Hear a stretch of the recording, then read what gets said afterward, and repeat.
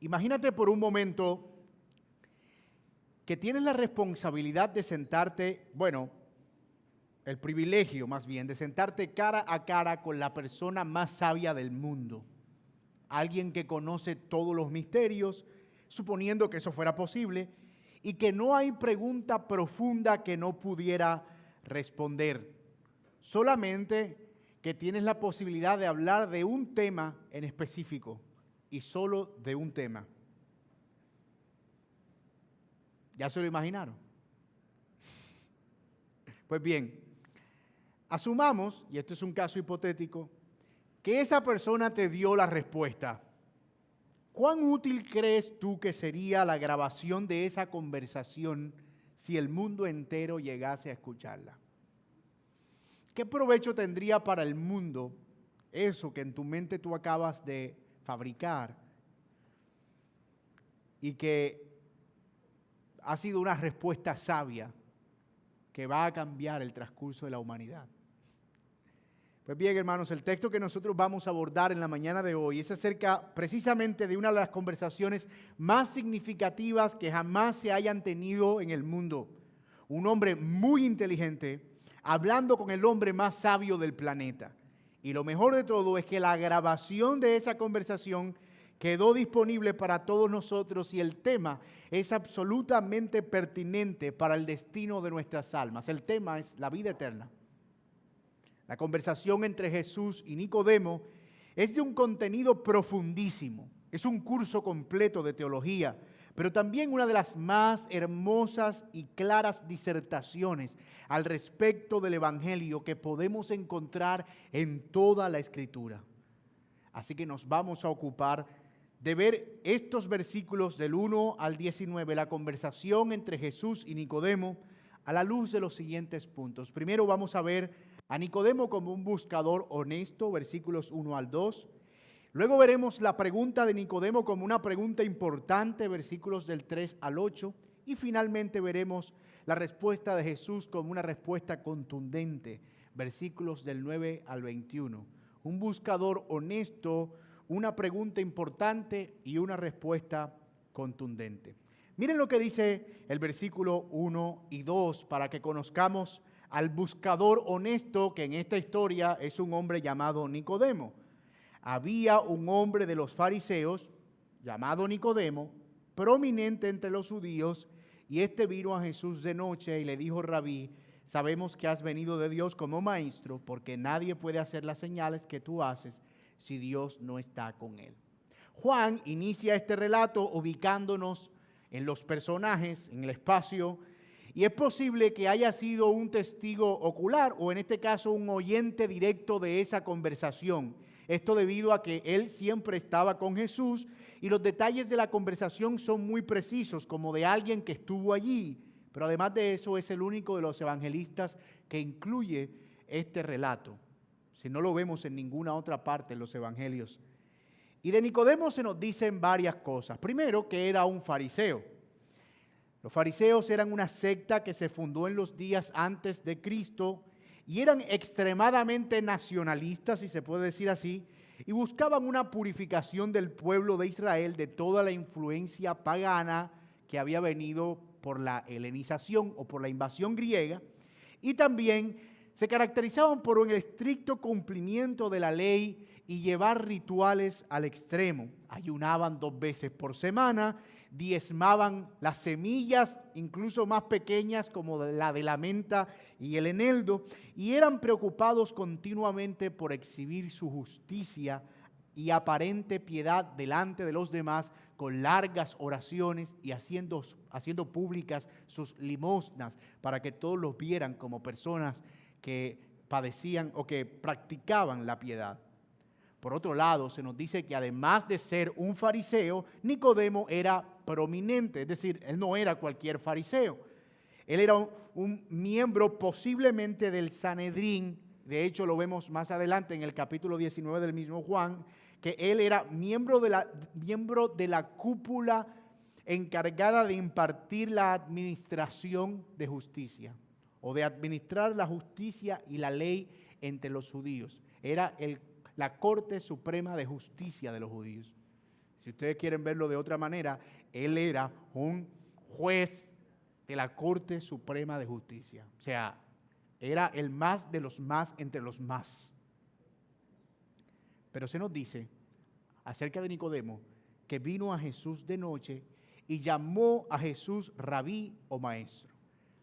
Por alguna razón Nicodemo estaba impactado por las cosas que estaba viendo y escuchando acerca de Jesús. Él se estaba desmarcando de los otros fariseos que en principio se opusieron a la enseñanza y a la persona de Cristo, y él está tomando un camino distinto. Él no vino a Jesús para tentarlo, no vino a Jesús para tener una conversación en la que pudiera poner a Jesús en aprieto. No, él vino de noche, posiblemente preocupado y de manera genuina por saber quién era este Jesús y si sus sospechas eran ciertas, pero al mismo tiempo no quería comprometer su reputación con los demás. Así que escogió la noche precisamente en medio de la angustia. Yo necesito saber si este hombre es finalmente quien yo creo que es y quien aparentemente por todas las señales y milagros que está haciendo parece ser. Y creo que en este punto, mis amados, debemos reivindicar la imagen de Nicodemo a la que siempre hemos estado acostumbrados, porque hemos pintado a Nicodemo como un señor amargado, inquisidor, barbón, que estaba allí con Jesús siendo su archienemigo para desafiarlo. Y más bien lo desmontemos de allí y lo sentemos en la silla de un hombre que de verdad estaba angustiado internamente y lo que yo llamo un buscador genuino.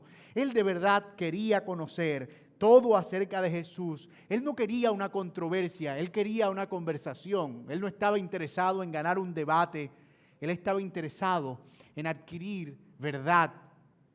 Y era, como dije, un hombre inquieto, él quería respuestas y estaba inclinado a pensar que Jesús era quien decía ser, pero como lo mencioné ahora, quería que Jesús mismo se lo confirmara.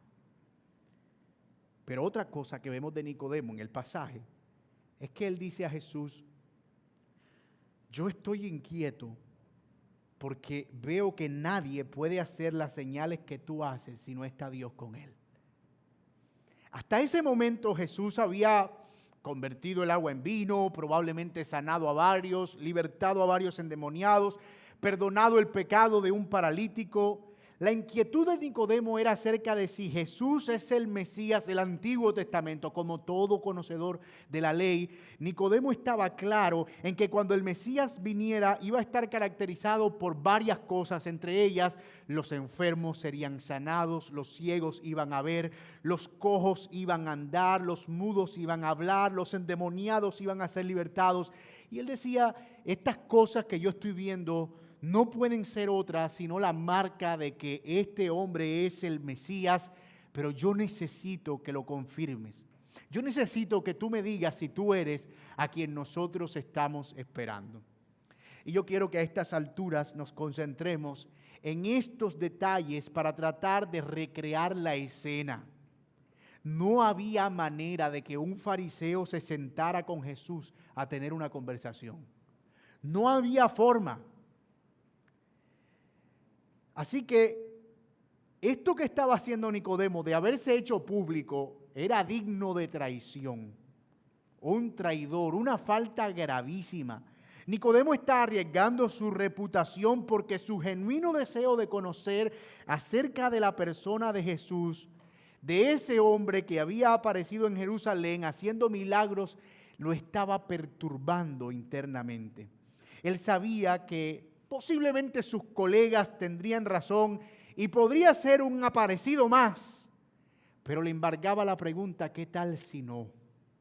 ¿Qué tal si este hombre realmente es el Mesías y al final estamos rechazando a quien Dios el Padre ha enviado para ser nuestro libertador y nos estamos oponiendo a su ungido? Mis amados, todos somos buscadores por naturaleza. Nacemos con una incertidumbre anclada al alma. Andamos en búsqueda de algo que sabemos que está más allá de nosotros, de nuestra comprensión, de nuestra imaginación, de nuestra mente. Algunos tratan de buscar respuesta en ellos mismos a través de la meditación trascendental y la introspección. Otros en algún objeto concreto y poniendo toda su fuerza y su fe y su concentración en algo material a lo cual puedan dirigir sus esperanzas. Otros tal vez de manera más abstracta y otros menos arriesgados solo confiesan, tal vez haya algo, pero no estoy preocupado en el momento por conocerlo y realmente no es algo que me interese. Otros más osados arriesgan todo por aquello que consideran verdadero, pero todos estamos en una búsqueda. Es una prerrogativa del alma desde el momento en el que nacemos. Y tal vez Nicodemo se parezca a muchos de nosotros en principio. Cuando escuchábamos hablar de Jesús y veíamos la vida de aquellos que nos estaban hablando de Jesús cambiadas, veíamos que realmente Dios había transformado sus corazones cuando comenzábamos a tener inquietud, pero no queríamos ir más allá. Nos sentíamos curiosos, pero no queríamos explorar. Después de todo, no queríamos comprometer nuestra reputación de intelectuales irracionales.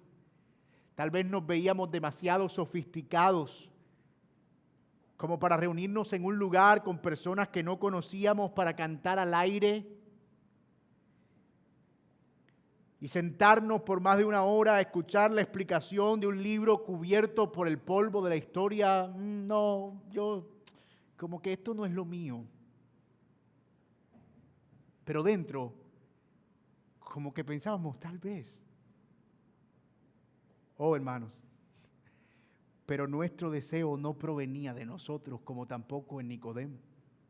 Lo que nos impulsaba a ir más allá de la curiosidad no era algo que saliera de nosotros, porque nadie busca a Dios por sus propios medios. Todos amamos el pecado y queremos estar lejos de aquello que nos estorbe en el camino. Y tal vez en nuestras primeras apariciones y encuentros con la fe, la veíamos como eso, como un estorbo en el camino de nuestros pecados. Oh, eso suena bien, suena interesante, pero tendría que dejar esto, tendría que dejar aquello, tendría que abandonar esto, tendría que dejar esto. Tal vez para una etapa posterior en mi vida, ahora no estoy preparado.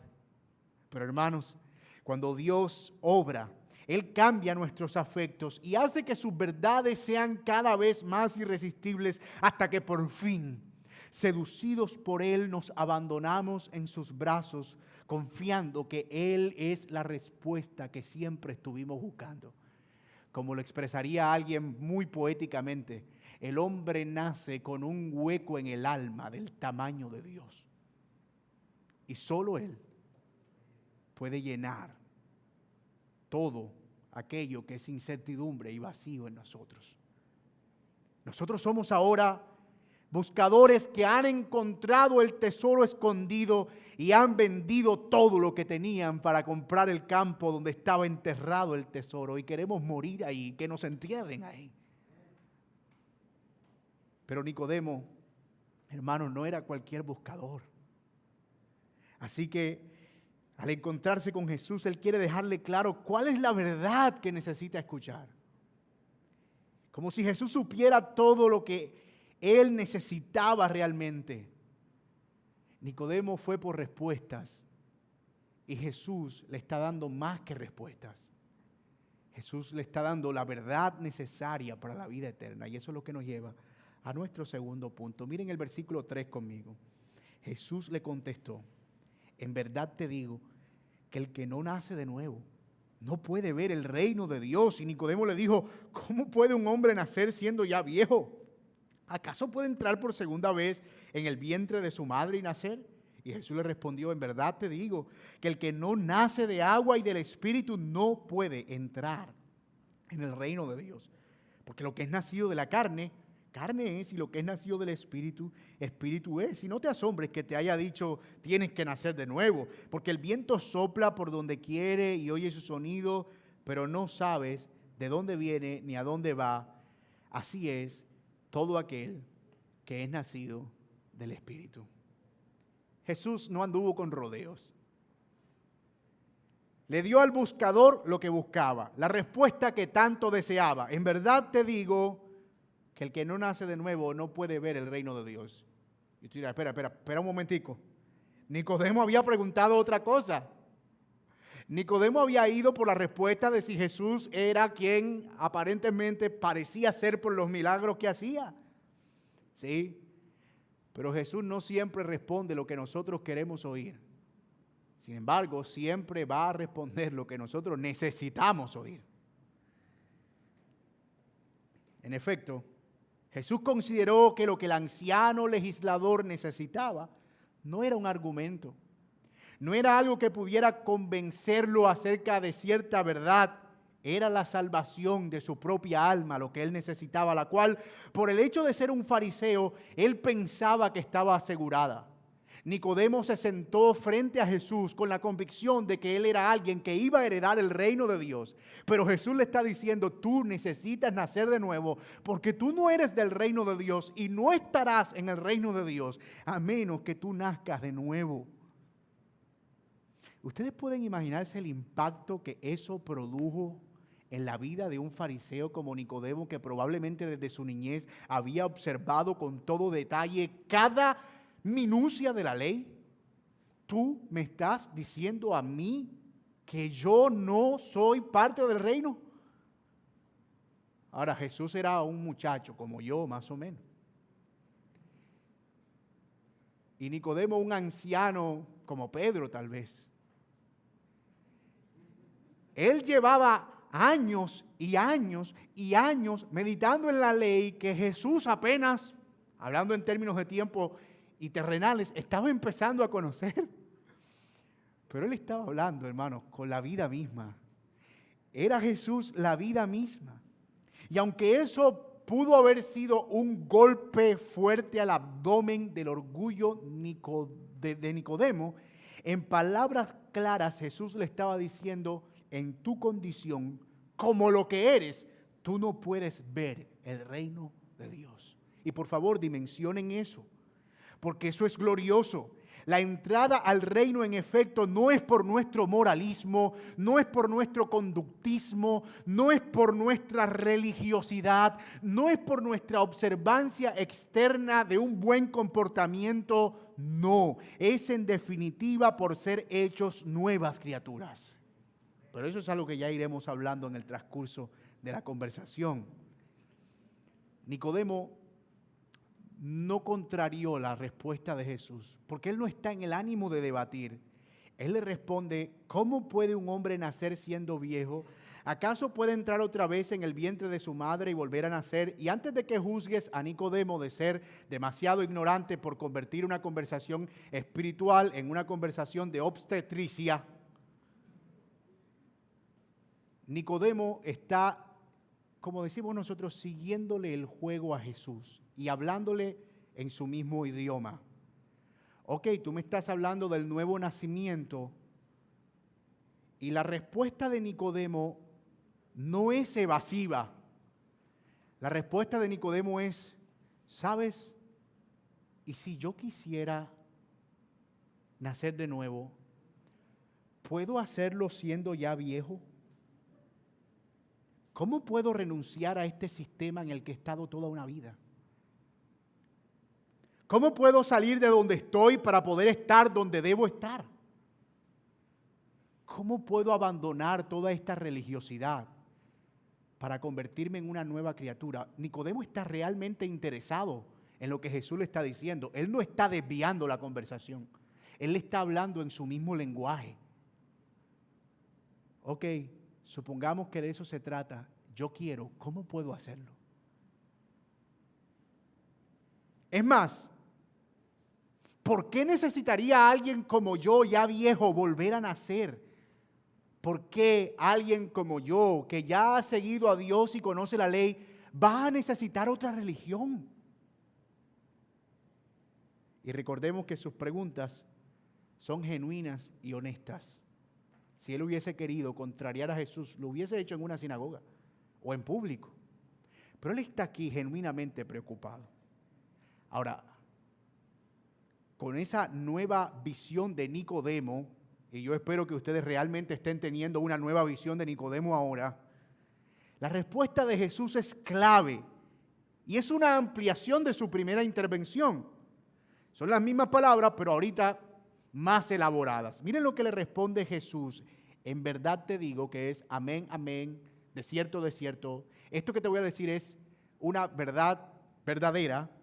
El que no nace de agua y del Espíritu no puede entrar en el reino de Dios, porque lo que es nacido de la carne, carne es, y lo que es nacido del Espíritu, Espíritu es.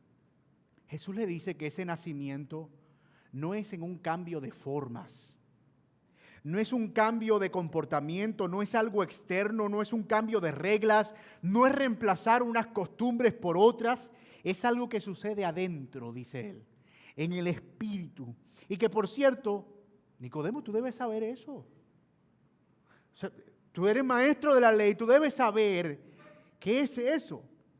Y Jesús dice, es necesario nacer de agua y del Espíritu. Y esta es una referencia importante, hermanos.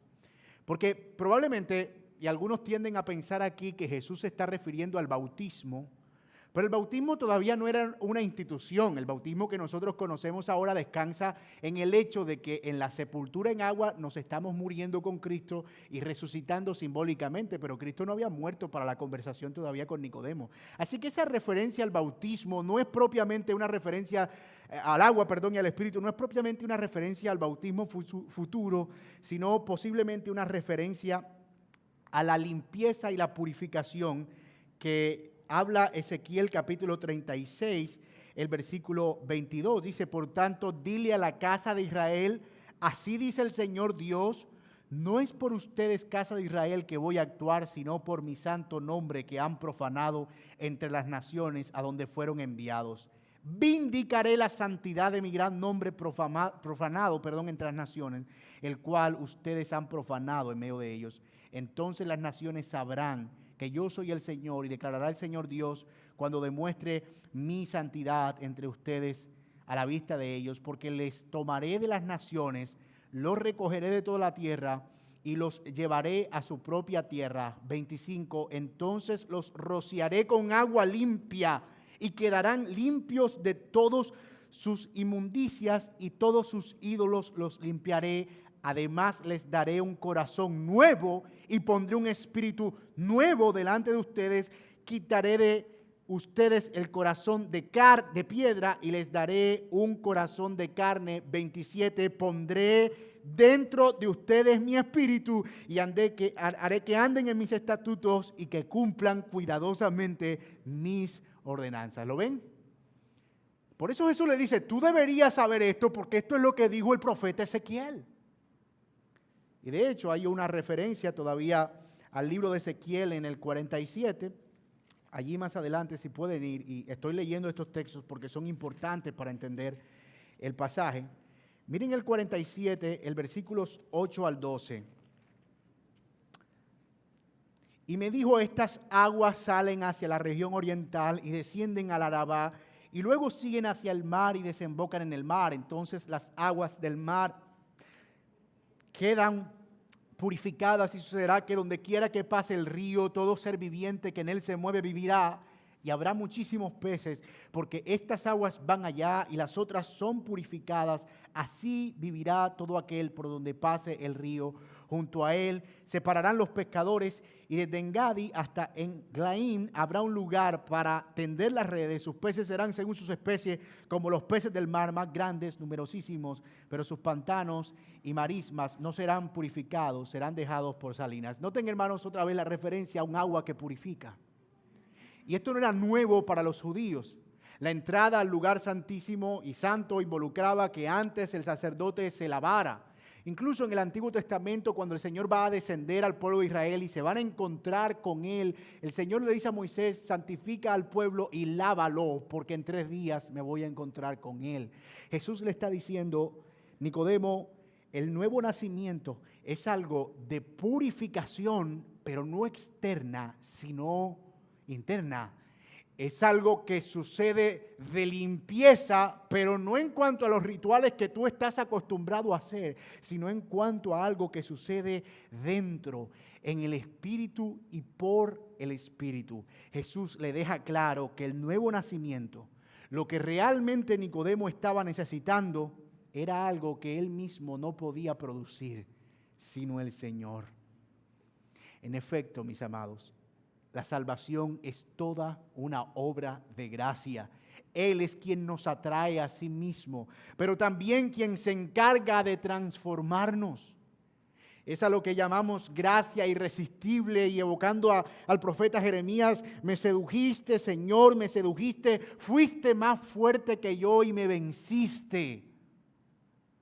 El Señor vence nuestra resistencia, nos atrae a Él, y no es pasando por encima de nuestra voluntad, sino transformando nuestros afectos, de modo que lo que antes veíamos como aborrecible, fastidioso y aburridor, ahora se convierte en nuestro más grande deleite. Y aquello que nos producía un deleite temporal y aparente, ahora se convierte en algo que no quisiéramos experimentar porque ofende aquello que ahora es deleitoso. No hay nada extraordinario que ocurra a nivel visible en un creyente. Es como el viento, dice Jesús. Tú no lo puedes ver, pero sabes que está ahí. De la misma manera, yo no te puedo decir que va a ocurrir algo externamente, Nicodemo, pero tú sabrás cuándo está ahí. Y sabrás también cuándo no está ahí. Nuestra naturaleza, hermanos, es una naturaleza caída. Desde Adán, todos nuestros afectos están distorsionados, y es por eso que no importa si nosotros maquillamos eso con buenas acciones y una vida moral como Nicodemo, y elevando esta frase al grado máximo espiritual que se pueda elevar: aunque la mona se vista de seda, mona se queda.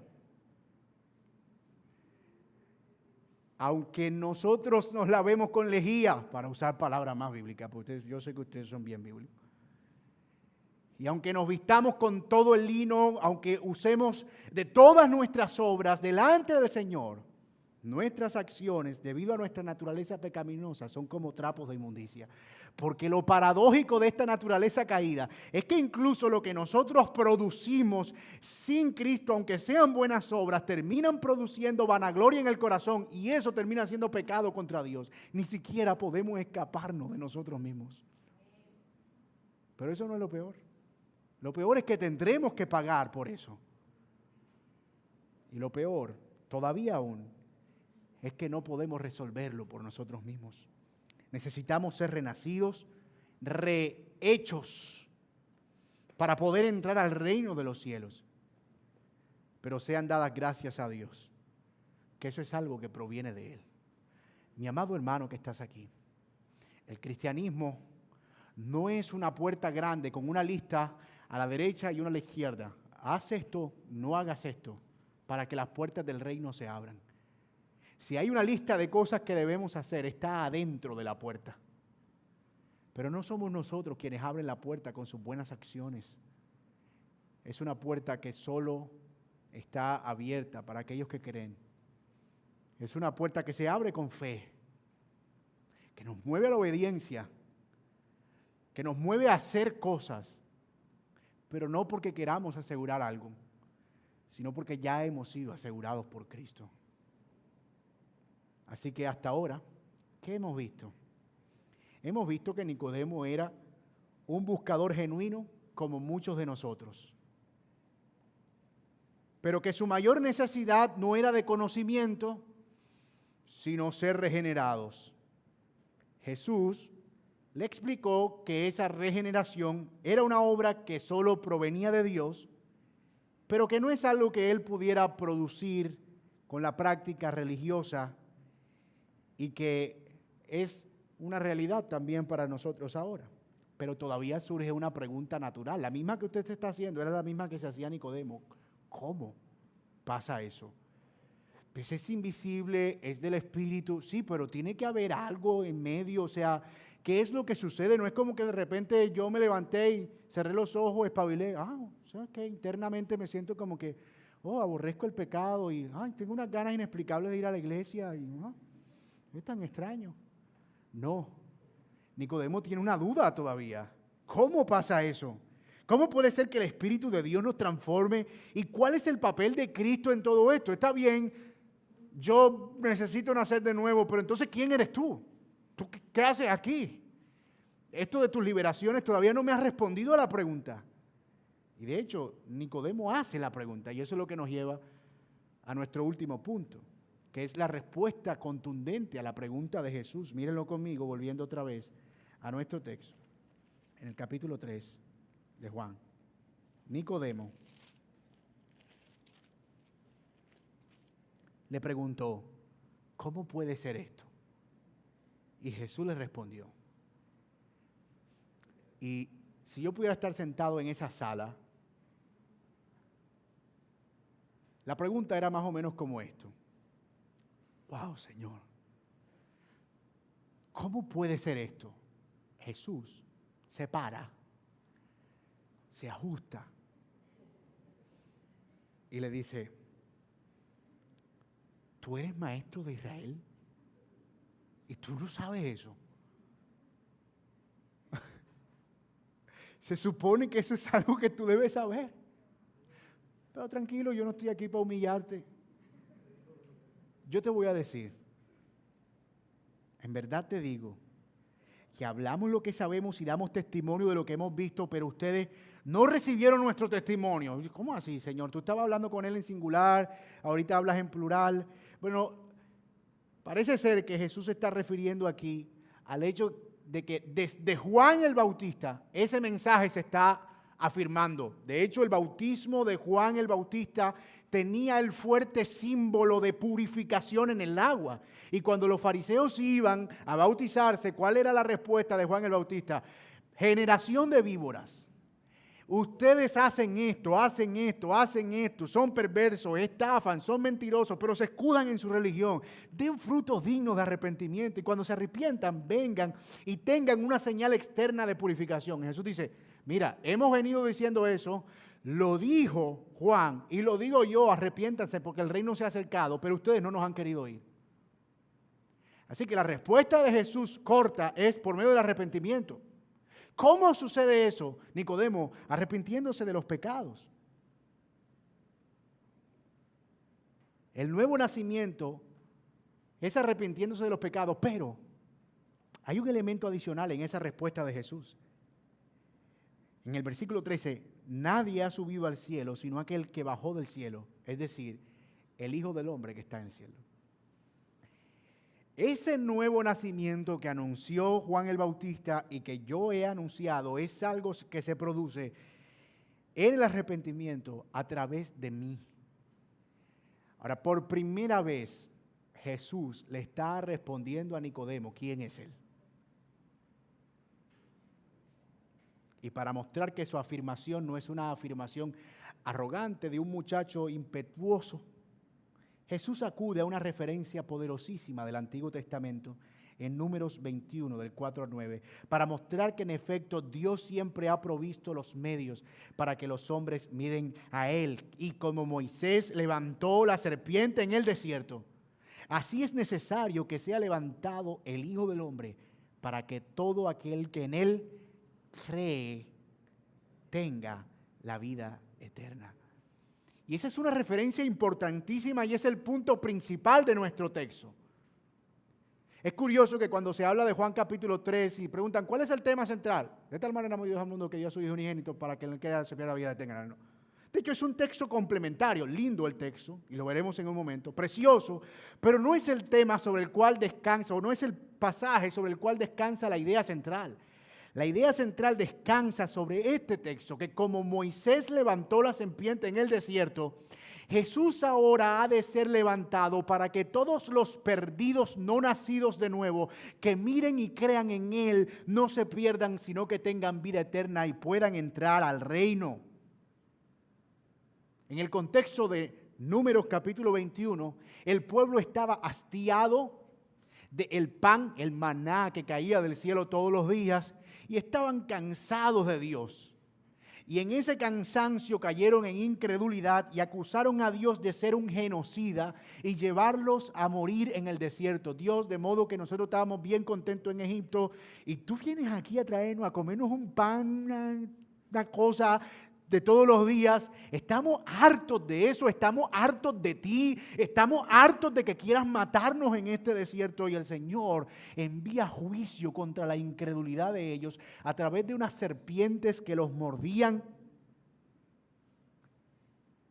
Y cada uno que era mordido por la serpiente venenosa moría inmediatamente. Así que al ver que la mortandad era grande, Moisés clama al Señor. Y sube a la presencia de Dios y el Señor provee un medio para salvar a esa gente. Dios podía simplemente desaparecer las serpientes como aparecieron. ¿Por qué Él usa un medio tan extraño para detener el juicio? Manda a Moisés a construir una serpiente de bronce y manda a que Moisés levante la serpiente. Hagan de cuenta que ustedes no están leyendo Juan 3, sino que son el pueblo de Israel. Se está muriendo la gente. Moisés, espérate que estoy haciendo la serpiente. Cálmate. Y luego que Moisés termina de levantar la serpiente, la levanta, la pone sobre un asta visible y dice, cuando los muerda una serpiente venenosa, ustedes van a mirar esta serpiente de bronce. Y cuando la miren, el veneno dejará de circular por su torrente sanguíneo y ustedes van a vivir. Recuerden, ustedes son el pueblo de Israel. ¿Qué cosa extraña es esa? O sea, no puedes simplemente decir serpiente. Nosotros no entenderíamos eso, como ellos no lo entendieron, si no fuera por este texto. Y eso estaba apuntando a algo gloriosísimo. La serpiente era la única esperanza por alguien que era mordido. Solo imagina la escena. Después que alguien era mordido, debía correr, fuera niño, anciano, joven o adulto, correr con todas sus fuerzas a donde pudiera ver la serpiente. Y hermanos, cuando ellos ponían sus ojos en la serpiente, vivían. Estas personas merecían el castigo divino. Habían sido incrédulos, se habían endurecido contra Dios y lo habían rechazado. Pero por solo mirar la serpiente eran salvas. No había nada en la serpiente de bronce para aclararlo, no había un rayo sanador que salía de los ojos o de la lengua de la serpiente. No había nada. Ellos no tenían que hacer nada, solo tenían que mirar después de ser mordidos. ¿Saben por qué? Porque mirar era más que eso, era un acto de fe y de confianza, de creer que ese era el medio provisto por Dios para salvarlo. Aunque pareciera absurdo, inexplicable, era mirando que el Señor los iba a salvar. Ellos eran incrédulos. Veían el pan caer del cielo todos los días, pero aún así endurecieron sus corazones. Negaron al Señor. Y ahora, al borde de la muerte, todo lo que el Señor les dice es, miren a esa serpiente. Necesitan una fe tan rendida, tan humilde y tan simple como la que se requiere para mirar o para creer que mirar a una serpiente me va a sanar. Esa es la fe que necesitan. Dios iba a traer salvación por medio de ese medio. Ahora, yo no quiero que nos vayamos tan rápido de ahí. No sé si lo notan, pero esa fe de mirar a la serpiente implicaba arrepentirse de haber creído que Dios era un genocida y que ahora lo vieran como uno que estaba dando vida. Acababan de decir, Señor, tú nos vienes a matar en este desierto, pero ahora tenían que tragarse sus palabras, toditas. Darse media vuelta y mirar en un acto que a ellos les parecía ridículo, con fe, a una serpiente levantada para que el buen y bondadoso y misericordioso Dios les diera vida. ¿Lo ven? Había un cambio de parecer obligado por la cercanía de la muerte pero al fin y al cabo suficiente para salvar. Oh, mi hermano, es así como el Salvador ha sido levantado en la cruz del Calvario, es lo que dice Jesús. Y lo que se nos pide no es otra cosa. Miren a Él. Isaías 45:22, volveos a mí y sed salvos todos los términos de la tierra. Mírenme a mí y sean salvos todos los términos de la tierra, porque yo soy Dios y no hay ningún otro. Pero, ¿por qué Dios haría algo así con un pueblo que ha sido rebelde y que merece su justo castigo? ¿Por qué Dios simplemente le dijo a Moisés, ellos se lo buscaron, serpientes, hagan su trabajo y hagan juicio? ¿Por qué Dios proveería un medio? La respuesta es su amor. Mírenlo en el versículo 16. Porque de tal manera, y aquí estamos haciendo comprensión lectora, ese porque de tal manera está conectado con lo que él está diciendo. Como Moisés levantó la serpiente en el desierto, así el Hijo del Hombre será levantado. Porque de tal manera amó Dios al mundo, como amó también al pueblo de Israel, que así como le dio una serpiente para salvarlos, ahora ha dado a su Hijo unigénito, para que todo aquel que en Él crea no se pierda, sino que tenga vida eterna. Así que la respuesta es amor. Un profundo amor que esta vez no mandó a fundir una serpiente, no mandó a fundir una cruz, no mandó a fundir una imagen, no mandó a fundir nada. Levantó a su Hijo Jesucristo. Él envió a su propio Hijo para que todo aquel que en Él crea, y eso es lo que significa mirar, no se pierda, sino que tenga vida eterna. Y tal vez este es el pasaje más conocido de todas las Escrituras. Pero este amor de Dios, del que habla este pasaje, se ve vacío si tú lo sacas del contexto. Y el contexto es, como ese pueblo de Israel, nosotros merecíamos morir por nuestra incredulidad. Pero Dios en su amor ha provisto un medio que parece ridículo al mundo y absurdo, como dice Pablo en 1 Corintios. La cruz es una locura, es un mensaje estúpido, es la palabra en el griego. Era lo que pensaban los intelectuales. Es ridículo, es estúpido que ustedes crean que hay salvación en un judío desnudo colgado en una cruz cuando los verdaderos dioses están en el Olimpo agarrando los rayos en sus manos. Pues es por medio de ese mensaje ridículo y absurdo que el Señor le plació salvar al mundo por medio de la cruz. Hermanos, la fe cristiana no es atractiva. Si lo piensas bien, no es atractiva. En realidad no hay mucho detrás de la fe cristiana. No hay rituales, no hay caminos extraños, no hay niveles de elevación espiritual, no hay avatares, no hay nada extraño. Todo lo que tiene que ver con la fe cristiana es al Cristo muriendo en la cruz, siendo el mediador por nuestros pecados, y algo que puede ser ridículo a los ojos del mundo, pero Dios está allí entorpeciendo la sabiduría de los sabios, estorbando el conocimiento de los entendidos, para que nosotros, los pobres, los no entendidos, los que no somos tal vez tan listos, todos como para que un niño incluso pueda ser salvo.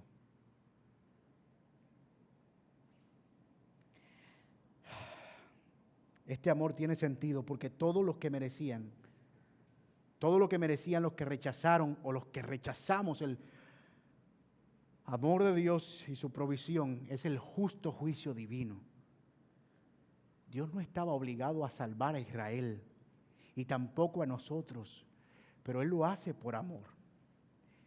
Pero de la misma manera que aquellos que no miraban a la serpiente morían, porque aunque usted no lo crea, había quienes decidían no mirar a la serpiente. En efecto, ellos se resistían a retractarse. Ellos no querían ver ahora a Dios como uno que podía dar vida cuando ya habían dicho que era un genocida. Te mordió una serpiente.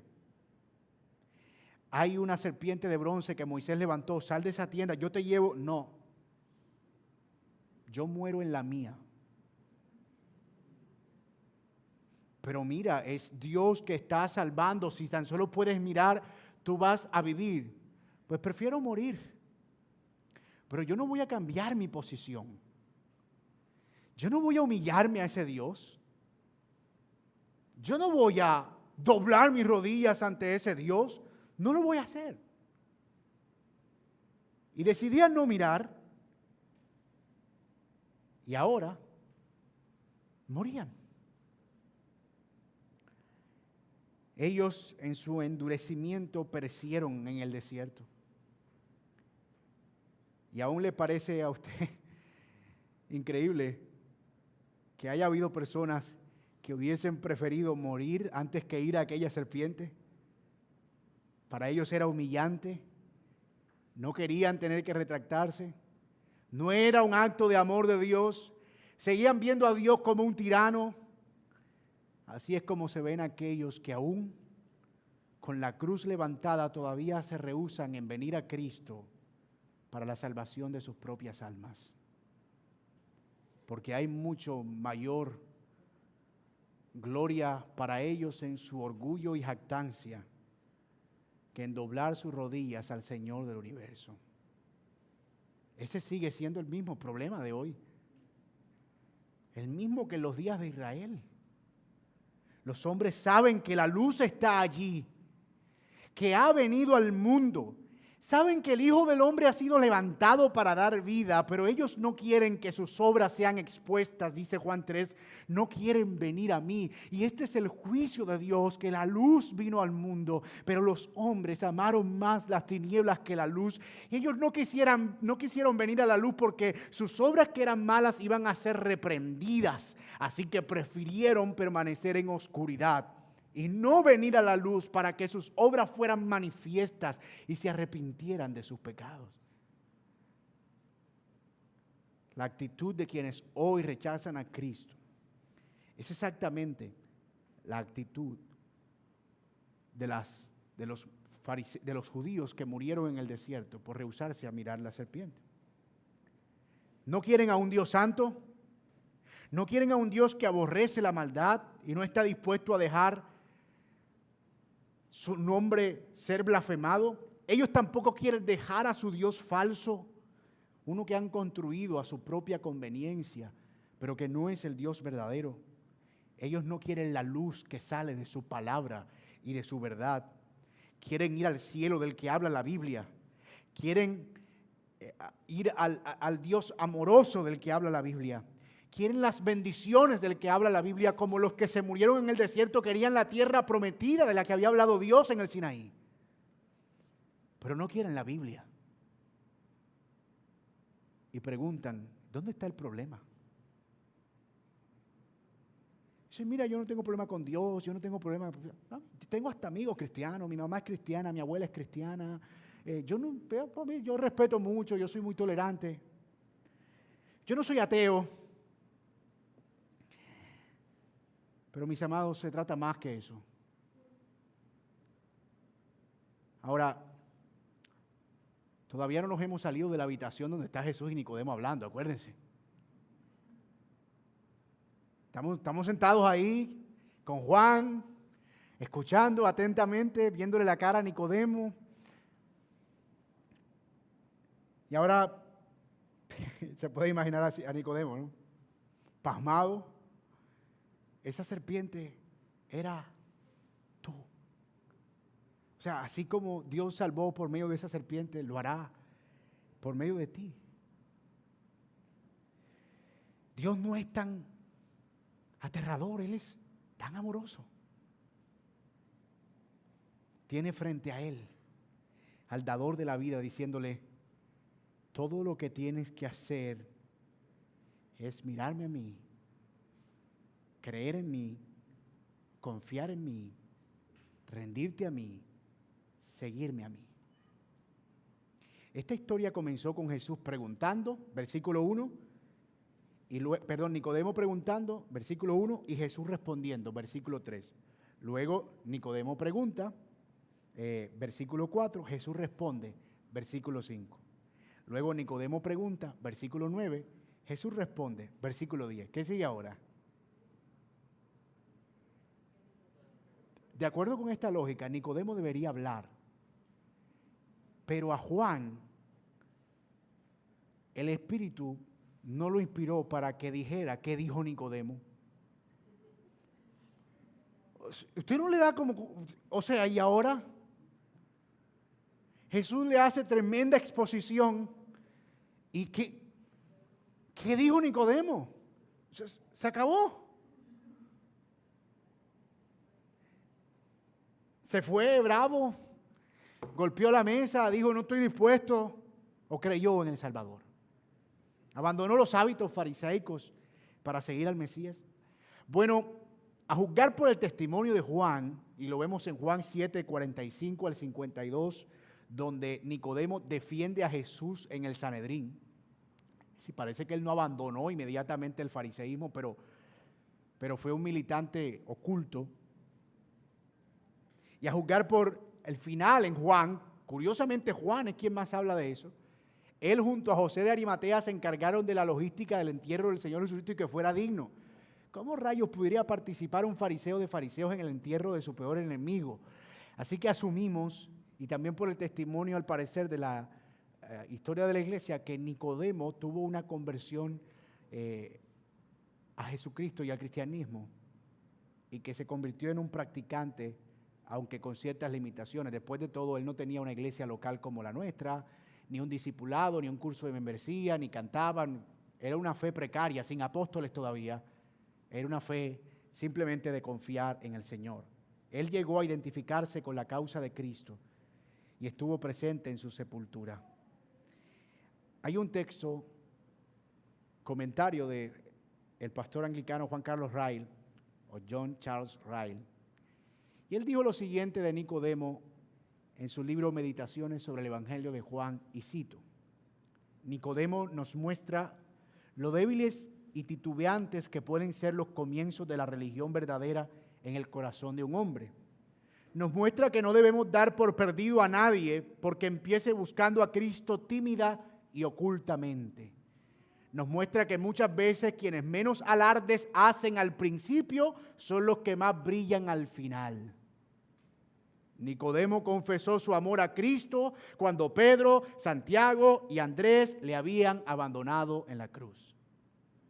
Qué necesaria es la paciencia y el amor al formarse una idea con respecto a la vida religiosa de los demás. A menudo, los árboles más sólidos y robustos son los que más tardan en crecer. El que tacha a hombres y mujeres de incrédulos simplemente porque no hacen una confesión de fe decidida desde el primer día, olvida el caso de Nicodemo y demuestra que su desconocimiento de los caminos del Espíritu es amplio. Fin de la cita. Amigo que estás aquí sin Cristo, tal vez tú has venido como Nicodemo, movido ya sea por la curiosidad o un genuino deseo de encontrar algo. ¿Has escuchado a Jesús hablarle a un buscador como tú, con exactamente las mismas necesidades que tú? Independientemente de lo que hayas venido a buscar, si tú no tienes a Cristo, tu mayor necesidad es la misma necesidad de Nicodemo. Tú necesitas ser renovado y regenerado para poder entrar al reino de los cielos. Tú necesitas mirar a Cristo y esa es tu mayor necesidad. Tal vez parezca algo muy simple al principio, pero es el inicio del camino de la renuncia. Él nos conduce a la confesión de pecados y a reconocer que el camino que llevamos no nos va a conducir a nada sino a la muerte. Amigo mío, ¿qué vas a hacer en la mañana de hoy con esto que has escuchado? ¿Vas a seguir en tus pecados, alejado de la luz de Cristo? ¿O vendrás a Él con la confianza de un niño que necesita con urgencia el amor de su Padre? Ven a Cristo y míralo a Él y sé salvo. Señor, gracias por tu palabra en esta mañana. Gracias, Señor, por conducir nuestros pensamientos a Jesús. Gracias por mostrarnos que todo lo que respecta a nuestra fe, es una obra de la bendita gracia divina. Señor, gracias porque en tu palabra nos has animado en esta mañana a mirar al Salvador como nuestra fuente permanente de gracia y misericordia, que cuando como aquellos hombres en el desierto, endurecidos y enardecidos contra el Dios verdadero, perecieron por su incredulidad, mordidos por serpientes, nosotros también merecíamos la muerte. Pero así como la serpiente fue levantada, tú has sido levantado para que podamos ver el rostro tuyo en el Evangelio y mirarte con tanta claridad, que nuestros pecados sean exhibidos y que en medio de la vergüenza podamos ser cubiertos por el manto de tu justicia. Señor, gracias por concedernos el don de esta salvación tan inmerecida, pero tan gloriosa. Y Señor, te pido especialmente que si hay alguien aquí que aún no tiene a Cristo, pueda ver, Señor, su necesidad como la necesidad más grande de su alma, Señor. Y que puedas traer esta poderosa salvación por medio de tu Espíritu, de modo que sus afectos internos sean cambiados y que puedan ver la belleza de tu palabra con la belleza que respecta. Señor, gracias por conducirnos al Evangelio y por dirigir nuestra mirada al Cristo levantado para resplandecer en nuestra salvación. Solo a ti, Señor, sea la gloria, la honra y el honor por los siglos de los siglos. Amén.